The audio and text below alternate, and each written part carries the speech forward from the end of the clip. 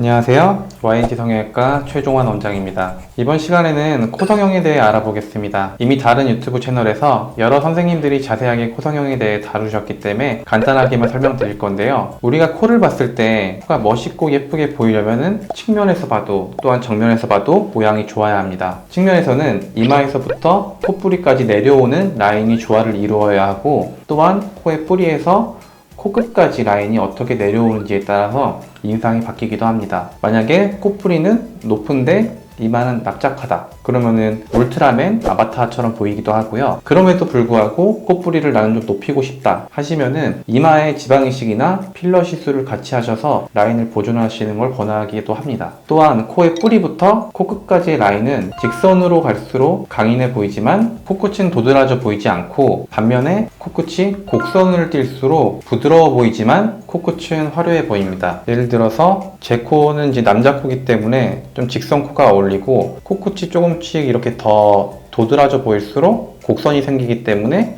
여성분에게 어울리는 코가 됩니다. 그리고 본인이 더 원하는 모양에 따라 곡선의 정도를 버선, 반버선, 직반버선 혹은 직선까지 상담을 통해서 선택을 합니다. 이렇게 코의 옆 라인을 마음에 들게 만들었는데도 뭔가 거울을 보면 만족스럽지 못한 경우가 있어요. 그 이유는 바로 우리가 주로 정면 얼굴을 보기 때문입니다. 옆에서 봤을 때는 라인이 아무리 좋아졌어도 코의 너비가 펑퍼짐하게 그대로라면은 정면에서 큰 인상 변화가 안 보일 수 있기 때문에 콧볼의 너비, 콧뼈의 너비 역시 수술 시 고려해줘야 합니다. 내가 원하는 모양을 상담 전에 정면과 측면 모두 고려해서 충분히 생각해 보시고 전문의와 상담을 해보신다면 수술할 때 훨씬 원하는 모양이 나오는데 큰 도움이 될 수 있을 것입니다. 코 모양을 만들 때 사용하는 재료는 다양하게 있고, 어떤 재료를 사용할 것인지는 만들려는 모양에 따라서 선택하여 사용할 수 있습니다.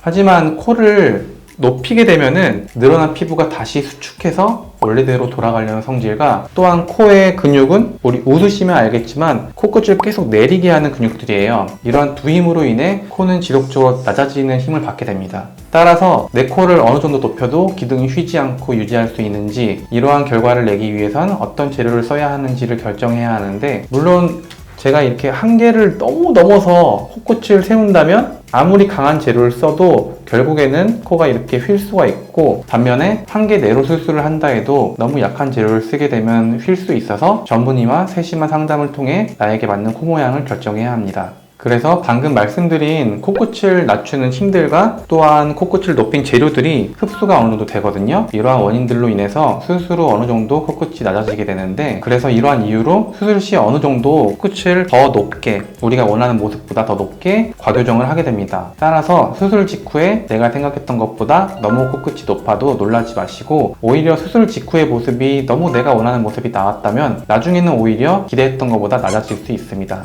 물론 어느 정도 낮아질지는 수술 시 사용한 재료, 그리고 재료를 고정한 본인의 조직의 강도 등에 의해서 달라질 수 있으므로 너무 걱정하지 마시고 수술을 해주신 전문의 선생님을 믿고 경과를 보시면 만족스러운 결과를 얻을 수 있을 것입니다. 이상 YNT 성형외과 최종환 원장이었습니다.